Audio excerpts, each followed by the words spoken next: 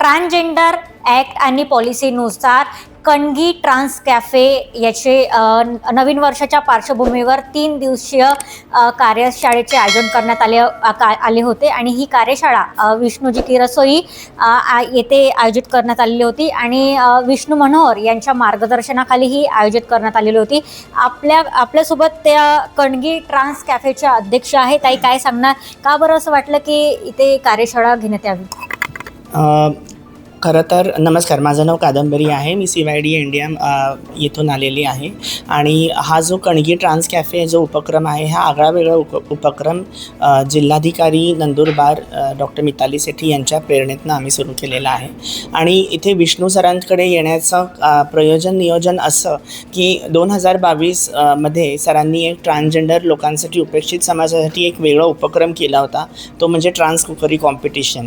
आणि या कॉम्पिटिशनमध्ये मी देखील भाग घेतला होता। माझ्या सर्व समुदायातील भगिनी आणि माझे सगळ्या समुदायाला घेऊन मी इकडे रिप्रेझेंट केलं होतं पुणे विभागाला। आणि त्यावेळेस मला ही जाणीव झाली होती की सरांचं पण एक विजन आहे की ट्रान्सजेंडरसुद्धा एक शेफ होऊ शकतात।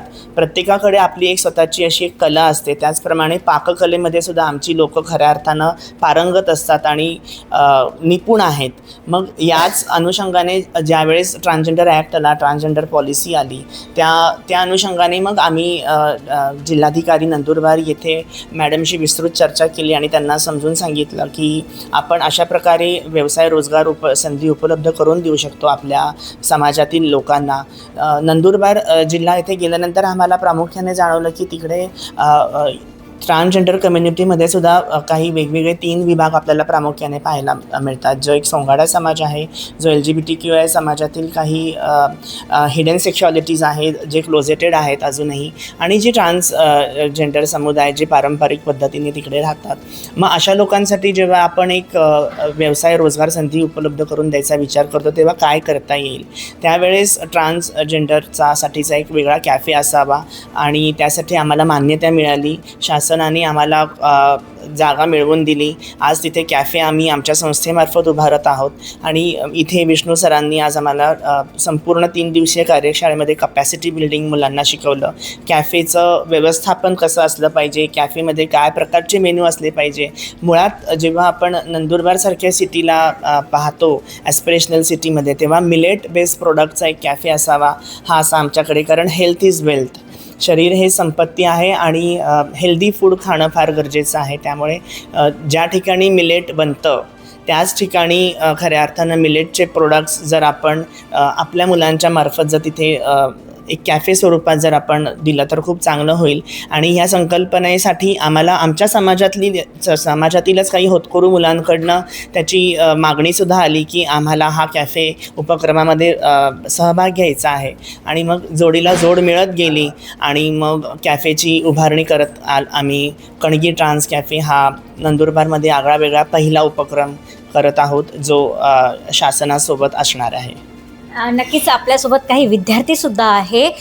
तर काय सांगणार, या प्रशिक्षणामध्ये कसा अनुभव आलेला आहे?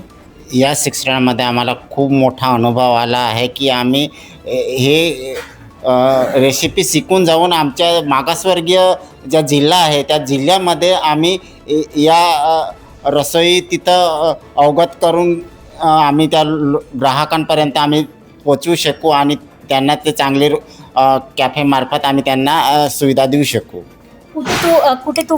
कुठेतरी तुम्हाला समाजामध्ये वेगळ्या नजरेने बघता, त्याला या समाजाला आता कसं प्रत्युत्तर देणार तुम्ही?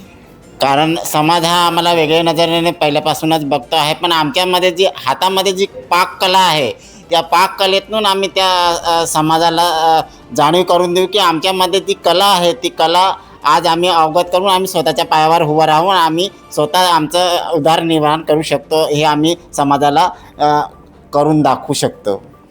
तुझं नाव काय आहे? माझं नाव संजय गावित आणि मी कुठून आलेला आहेस? मी नंदुरबारहून आलेलो आहे। मी इथं कॅफे चालू करण्यासाठी, कुकिंग शिकण्यासाठी आलो होतो, वेगवेगळे पदार्थ शिकण्यासाठी आलो होतो। पण विष्णू रसोईमधून मी भरपूर काही असं पदार्थ कधी मी पाहिले बी नाही होते, असं मी पदार्थ इथं शिकलेलो आहे। विष्णू मनोहर शेफ यांच्यासोबत शिकताना कसं वाटलंय तुला? एकदम मस्त प्राऊड फील वाटलं मला इथं येऊन. मला काही असं वाटलं नाही होतं की मी एवढ्या मोठ्या कुकसोबत मी असं रेसिपी मला शिकवणार काय, असं मी बिलीव्ह नाही केलं होतं. मी आज खूप प्राऊड फील वाटतं की मी आज त्यांच्यासोबत मी कुकिंग शिकलो. तुझं नाव काय आहे आणि कुठनं आलेलं आहेस तू? माझे नाव दशरथ कावित आहे. मी नंदुरबार जिल्ह्याहून आलेलो आहे इथं. या 3 दिवसा प्रशिक्षणामध्ये कुठकुठले पदार्थ शिकायला मिळालेले आहेत? आम्हाला 3 दिवसीय अशी या